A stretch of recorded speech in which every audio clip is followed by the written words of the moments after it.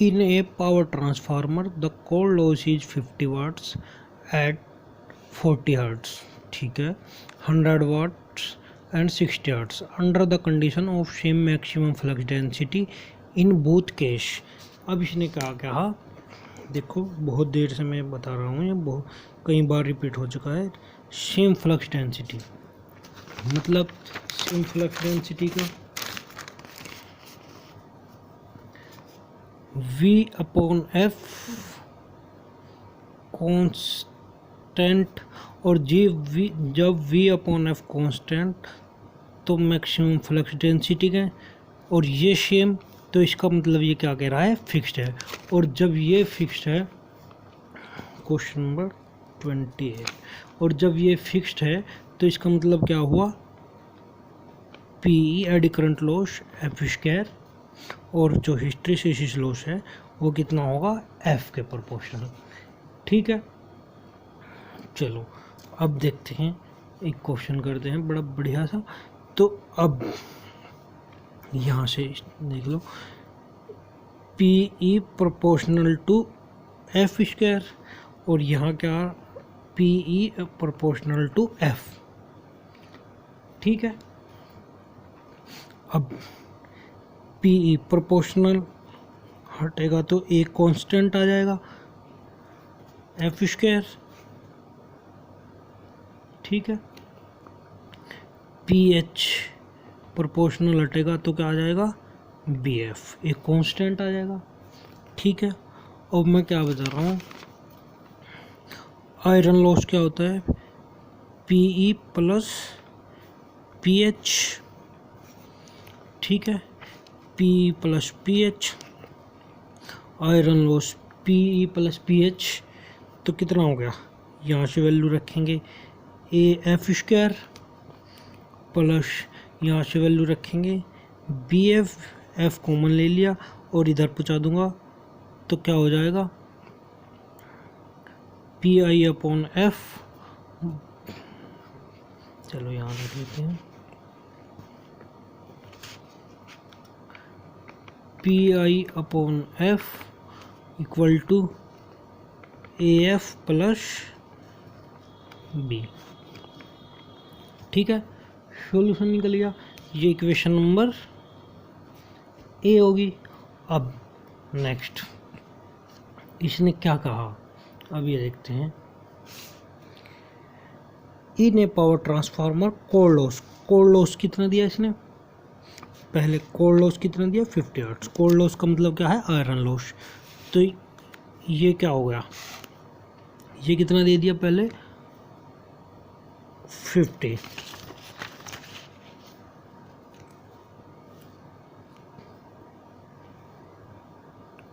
चलो यहाँ देख लेते हैं नए पेज.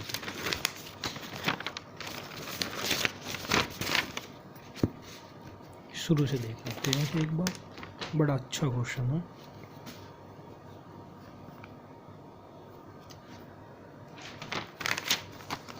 ये देखिए, ठीक है, ये PI कितना दिया इसने, ये PI कितना दिया इसने, 50, तो PI की रख लिया 50. ठीक है, F फ्रीक्वेंसी कितनी दी इसने, 40 हर्ट्ज. ठीक है, तो 40 हर्ट्ज रख दिया बराबर. ठीक है, A फ्रीक्वेंसी कितनी, 40 प्लस B, तो इक्वेशन नंबर क्या हो गया, 1. ठीक है, अब नेक्स्ट क्वेश्चन. अब 100 watts and 60 hertz, core loss कितना हो गया, अब कोर लॉस हो गया 100, फ्रीक्वेंसी कितनी होगी 60, तो A 60A यहाँ रख लिया, F की जगह 60A प्लस B, सॉल्यूशन कर दिया. अब solve the equation of first and second. अब जब फर्स्ट एंड सेकंड को सॉल्यूशन करेंगे तब क्या आ जाएगा, 50 अपॉन इतना 40b बराबर 100/60 60a प्लस b। सॉल्यूशन कर देंगे। चलो मैं सॉल्यूशन डायरेक्ट लिख रहा हूँ। अब क्या हो जाएगा, a की वैल्यू आ जाएगी 0.021 और b की वैल्यू आ जाएगी 0.42। b की वैल्यू कितनी आ जाएगी 0.42। ठीक है। अब PE कौन सा PE जो हमने शुरू में निकाला था, PE क्या था, AF²। PE क्या था, AF²। ठीक है। A की वैल्यू 0.021, F कितना था,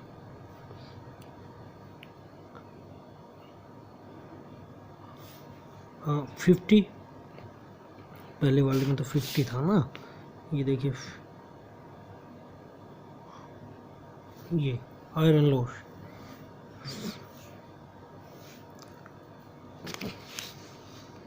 तो कितना हो गया, 50 का स्क्वायर 0.021 इतना हो गया।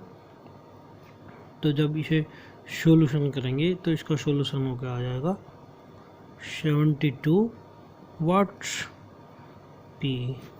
अब पीएच कितना था, बीएफ हो गया। बी की वैल्यू कितनी आई 0.42 इंटू एफ कितने पे निकालना हमें, 50 पे, ये 50 पे निकालना ना 50। तो कितना हो गया 73 वाट्स। ठीक है। ये वाला जो 50 है और ये वाला 50 है, इसने पूछा है इस वाले पे, देखो द कोर लॉस एट इतने, कोर लॉस इतने पे बताइए। ठीक है। अब आंसर मैच कर लो, द मैक्सिमम इतना किसका पूछा है इसने, ये हो गया क्वेश्चन नंबर ये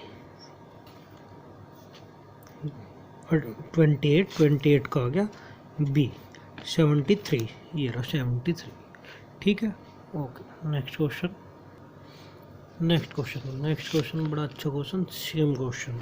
चलो इसे हम थोड़ा छोटा करेंगे क्योंकि पूरी जगह में स्पेस कम रह जाता है ना। In a normal operation of 400 sold 50 hertz transform to total iron loss is, तो पी आई कितना हो गया, टोटल आयरन लॉस दे दिया इसने 2500 वाट। ठीक है। अच्छा जी, V1 कितना दे दिया, V1 दे दिया इसने 400। F1 कितना दे दिया, F1 इसने दे दिया 50 हर्ट्ज। ठीक है। When the supply voltage and frequency are reduced, अच्छा जी घटा दिया इसने, घटा दिया। वोल्टेज कितनी कर दी, V2 कर दी 200 एंड 25, फ्रीक्वेंसी भी घटा दी इसने, फ्रीक्वेंसी कर दी इसने 25 हर्ट्ज। ठीक है। द corresponding loss इज, ठीक है 85 watts. The eddy current loss at the normal voltage, जो eddy current loss at the normal voltage बताना है। चलो अब मैंने क्या बताया, वही कॉन्सेप्ट लेके चलते हैं अपना, V अपॉन एफ। यहाँ कितना दिया V अपॉन एफ, ये दे दिया 400 अपॉन एफ कितना, ये कितना आ गया, V upon F equal to आ गया 8। ठीक है। अब यहाँ भी V अपॉन एफ कितना 200 अपॉन 50 कितना आ गया 8, तो v अपॉन ये कितना आ गया 8। और मैंने क्या बताया ये, तो इसका मतलब क्या हुआ, v upon F equal to क्या हो गया, फिक्स्ड हो गया, ये कांस्टेंट हो गया। ठीक है, अब जब कांस्टेंट हो गया तो पी ई प्रोपोर्शनल टू क्या हो गया एफ, और पी ई प्रोपोर्शनल टू क्या हो गया, sorry P H proportional to F. ठीक है, और पी ई प्रोपोर्शनल हटेगा तो एक कांस्टेंट आएगा, कांस्टेंट हो गया ए, और ये हो गया एफ स्क्वायर, इधर भी एक कांस्टेंट हटेगा तो आएगा बी, और ये हो गया एक, ठीक है, कांस्टेंट आ गया। अब टोटल लॉस इसने दिया हुआ है, ये टोटल लॉस ये रहा। ठीक है, तो P I equal to P E plus P H, इसकी वैल्यू पुट करेंगे, इसकी वैल्यू पुट करेंगे तो इसकी वैल्यू कितनी थी 200 2050 500 2500 equal to P I A plus F square, O A F square plus B F. ठीक है, अब इस वाली वोल्टेज पे बात करें यदि हम ओल्ड वाली पे, तो पुराने वाली पे वोल्टेज कितनी है एफ 50, पुराने वाली वोल्टेज F1 50 है, तो 50 ये यहाँ चला जाएगा, 50 बराबर क्या हो जाएगा 50 से 50A plus B, equation number 1, या इक्वेशन थोड़ा सा और सोल्व कर लो इसे, 0 5 25 5, तो ये हो जाएगा 50A plus B equal to 50, समीकरण इक्वेशन नंबर 1 ये मान लेते हैं। ठीक है, अब सेकंड कंडीशन में इसने क्या कहा, सेकंड कंडीशन में इसने कहा द करस्पॉन्डिंग लॉस 85। अच्छा, पी आई टू कितना हुआ, पी आई टू यहीं लिख लो, पी आई टू 8050। ठीक है, पी आई टू हो गई है। अब निकाल लो P I two equal to A F square plus B F, या एफ टू। ठीक है, एफ टू की वैल्यू इतनी होगी, तो पी आई टू की वैल्यू कितनी, पी आई टी की वैल्यू ये है पी आई टू की वैल्यू, ये है पी आई 1, तो 805 अपॉन 25 ए प्लस बी, तो 25 ए प्लस बी इक्वल, इसे काट देंगे 35, equation number 2। Solve the equation of first and 2। ठीक है, तो ए इक्वल कितना आ जाएगा 0.64, बी इक्वल कितना आ जाएगा, बी इक्वल निकालना पड़ेगा,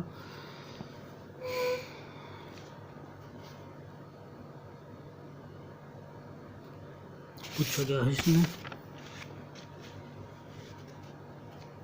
एडी करंट लॉस पूछा, तो बी को छोड़ दो, तो क्या हो जाएगा पी ई इक्वल टू 64, पहले ये लिख दो, ये हो जाएगा ए एफ स्क्वायर। ठीक है, पी ए एफ स्क्वायर ये है ना, तो एडी करंट लॉस पूछा, तो ये होगा ए की वैल्यू 50 गुना 50, ये सॉल्यूशन कर लो, तो ये आ जाएगा हमारा 1 0 वाट, ये हो गया इतना। ठीक है, ये अब बना मैच करो, कहाँ है, ये रहा। ठीक है, यदि हमें हिस्टेरेसिस लॉस पूछता तो बी की वैल्यू की ज़रूरत पड़ती है, बी की कोई वैल्यू की ज़रूरत है नहीं। ठीक है, तो हमारा यहाँ से काम चल जाएगा। चलो नेक्स्ट क्वेश्चन, 31। अब क्या है, तो 30 सेम क्वेश्चन है, बिल्कुल सेम, कोई चेंज नहीं है। चलो अब देखते हैं। इन ट्रांसफार्मर कोर लॉस कितना बताया इसने, PI1 100 वाट। ठीक है, और F1 40 एंड 72 वाट्स एंड अच्छा। PI2 ये 1 हो गया, ये I2 कितना हो गया 72, F2 कितना हो गया 30, इसका मतलब रेडियस हो रहा। ठीक है,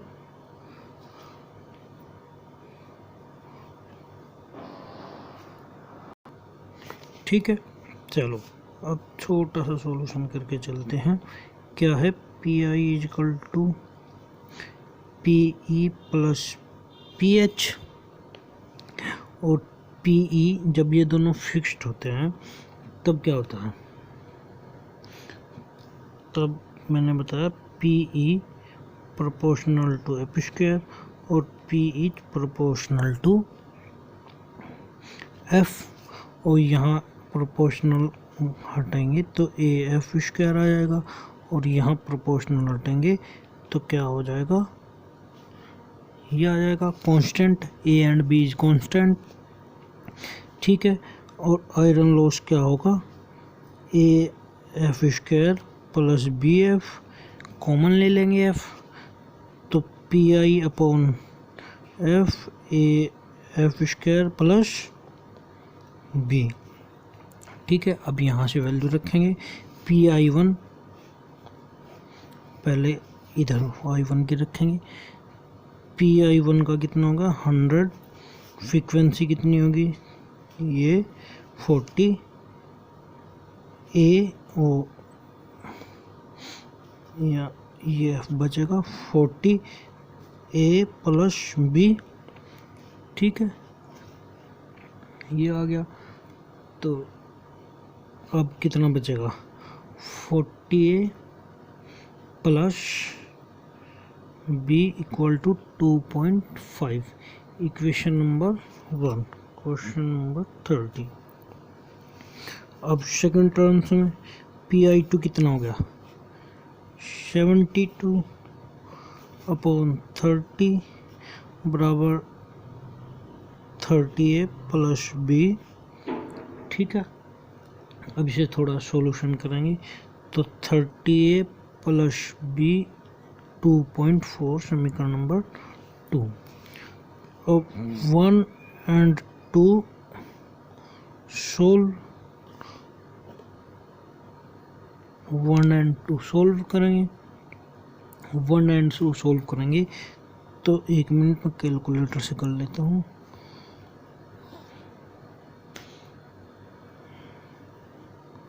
ये आ जाएगा A इजकल टू 0.01 और B इजकल टू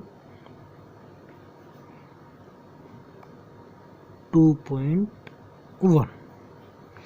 A की वैल्यू अब कहाँ रखेंगे, A की वैल्यू अब यहाँ रखेंगे, तो PE 0.01 इंटू F की वैल्यू कितने पे पूछ रहा है 50 हर्ट्ज पे, ये पूछ रहा है 50 हर्ट्ज पे, 50 इंटू 50 क्योंकि यहाँ स्क्वायर है, तो ये PE सोल्व करेंगे, कैलकुलेटर में कर रहा हूँ, 0.01 इंटू 50 ये आ गया 25 वाट।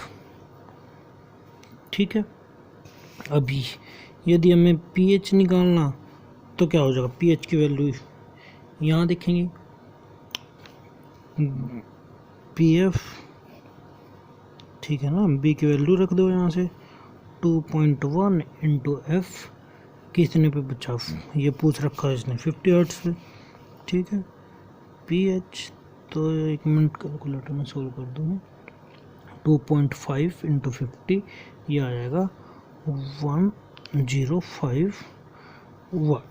अब मैच कर लो कौन सा है, ये और ये 25 और 105, 25 और 105 ए ऑप्शन आ गया, 30 का ए।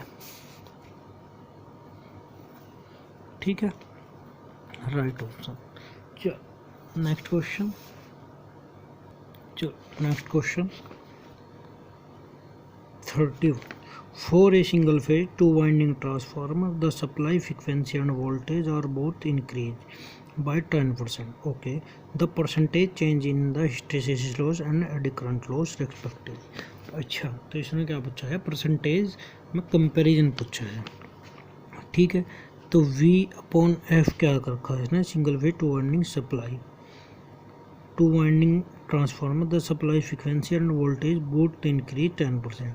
मतलब कि दोनों को 10% कर रहा तो दोनों फिक्स्ड होंगे, जब दोनों को ही बढ़ा रहा है तो दोनों फिक्स्ड रहेंगे।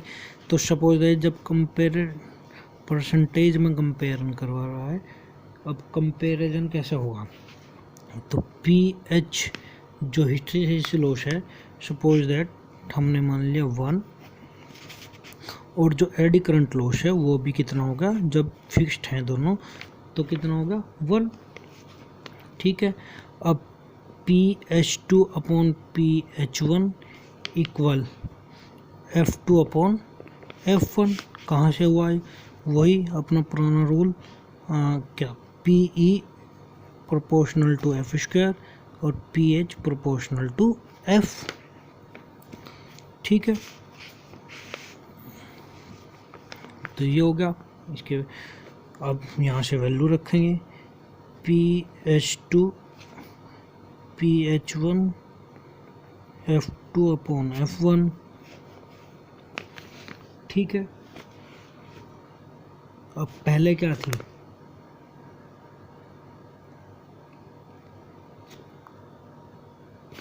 हेलो स्टूडेंट्स, ये क्वेश्चन हमने गलत पढ़ लिया, हमने 32 को सोल्व करने लगे और क्वेश्चन पे आ रहे हैं 31 पे। चलो हम 31 बाद में करेंगे, पहले 32 ही कर लेते हैं। ठीक है,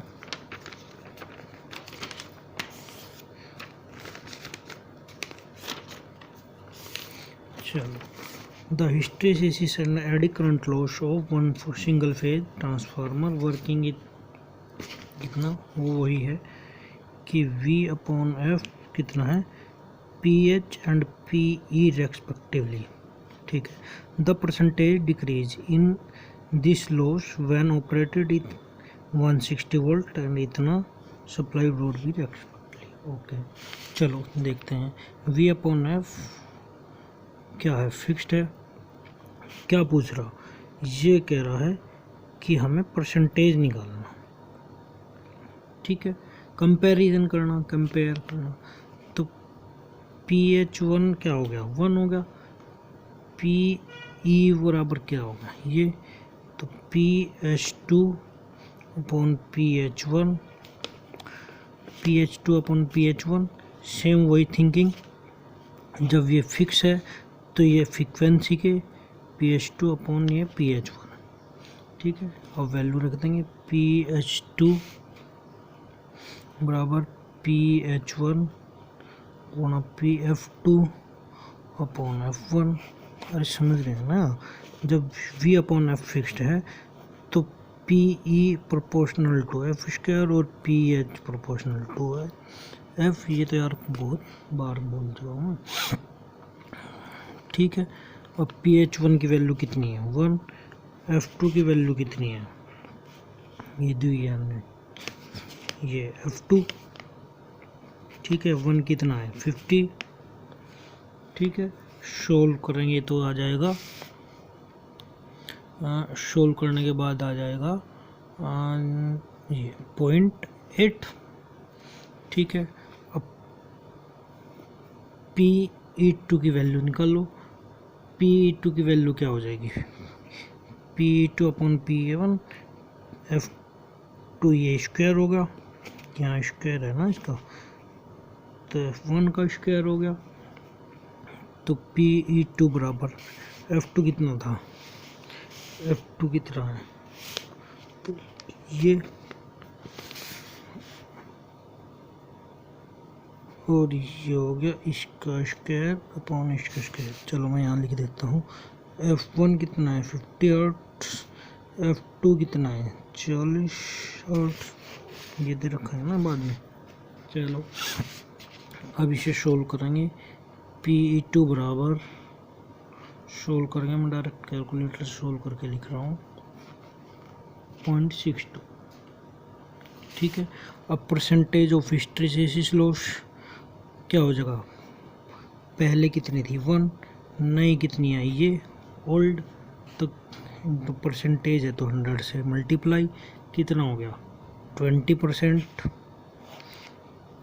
PE2 पहले कितनी थी 1, नई कितनी आई 64.64, ओल्ड इतना परसेंटेज 100 गुना कितनी आ गई 36। ठीक है, ये आगे अब मैच कर लेते हैं। 20 थी ये, 20 और 36, हमारा भी 20 और 36, ऑप्शन नंबर बी 32 का, 32 का ऑप्शन नंबर बी आपका जो है ये 31 रह गया, इसे हम बाद में देखते हैं। चलो question number hand to hand देख लेते हैं, बड़ा 33, on no load phasor diagram of transformer. ठीक है, the core loss component of the current remain in the with phase. ठीक है, ये पूछ रहा है तो कोर लॉस जो होगा वो किस में होगा, मतलब कि कौन से के साथ रेस्पेक्ट में होगा। अब नो लोड का बना लेते हैं, ये हो गया रेफरेंस पे कौन सा करंट होगा मैग्नेटाइजिंग, और इस पे 90 डिग्री पे होगा वोल्टेज V1, और इस पे क्या होता है IW कोर लॉस।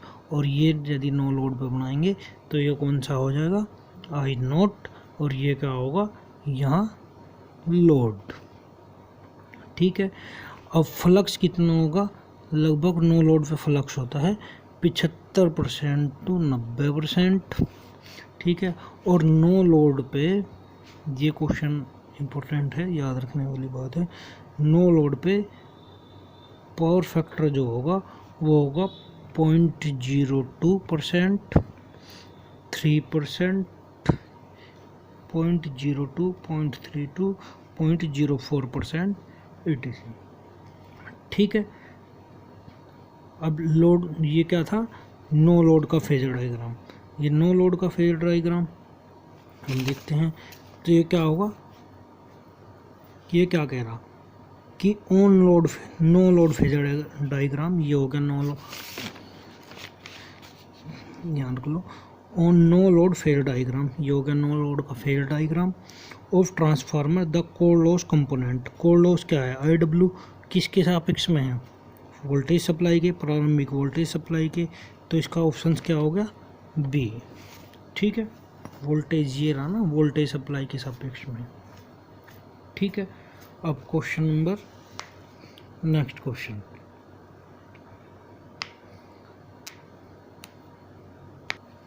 अच्छा लास्ट क्वेश्चन है, ये वाला एक चीज़ और देख लेते हैं, जो यहाँ ये होगा I0 किसका, I0 इक्वल टू क्या होता है IW wattful component of magnetising component. ठीक है, चलो नेक्स्ट क्वेश्चन पढ़ते हैं। नेक्स्ट क्वेश्चन है, इन a transformer core third and fifth harmonics component of flux are respectively 10% and 4% of the fundamental flux. The third and fifth harmonics induce EMF in winding. In terms of fundamental induced EMF are respectively। ठीक है, तो flux दिया है और flux दिया और third harmonics, तो यही देख लेते हैं, फ्लक्स दिया और थर्ड हार्मोनिक्स, तो क्या होगा E प्रोपोर्शनल टू क्या होगा फ्रीक्वेंसी और फ्लक्स के, और जब थर्ड हार्मोनिक्स E3 मान लिया तो क्या हो जाएगा 3F5 3 इंटू F इंटू कितना 10%, तो क्या होगा 30%। ठीक है, और ऐसे ही सेम क्या है, कोई भी कांस्टेंट ले लिया, यदि कोई भी कांस्टेंट ले लिया, लेके चल रहे हैं, तो इफ़ फिफ्थ हार्मोनिक्स E5 की कैसे हो जाएगा इसके अकॉर्डिंग 5F कितना दिया है 4%, 5F 4%, तो मल्टीप्लाई कर देंगे तो EF कितना हो जाएगा 20%। ठीक है, चलो आज यहाँ तक ही देख लेते हैं। चलो एक क्वेश्चन और कर लेते हैं, 35 हो जाएगा। If A sinusoidal voltage source is connected in a power transformer, it is no load current would be। ठीक है, तो क्या होगा इसका sinusoidal and lagging the voltage by 90 degree, sinusoidal and lagging the voltage by less than 90 degree, reach the third harmonics and fundamental would lag the voltage by 90 degree, reach the third harmonics and fundamentals would lag the voltage by 90 degree। तो इसका कौन सा option सही होगा, इसका option हो जाएगा D, reach the third harmonics and fundamentals would lag voltage bye less than 90 degree. क्यों, क्योंकि इसमें साइनसोइडल दिया गया है, और साइनसोइडल का भी हम चलो नेक्स्ट क्वेश्चन में ग्राफ देखते हैं। ठीक है, इसे दूसरे क्वेश्चन नेक्स्ट वीडियो में ही करेंगे, मैं डिटेल में समझाऊंगा। ठीक है, ओके, चलो bye, thank you and like and subscribe कीजिए। सो जैसा मेरे पास अवेलेबल है साधन, मैं वैसा ही कर रहा हूँ। ठीक है ना, और बस यही है कि मैं JB गुप्ता जो है ए से लेके जेड तक सभी टोटल कंप्लीट कराऊंगा। हो सकता है कि इलेक्ट्रॉनिक्स का मैं कोई मेरे फ्रेंड सर्कल में हो इलेक्ट्रॉनिक्स का, तो मैं इससे कंप्लीट करा दूंगा इलेक्ट्रॉनिक्स पोर्शन।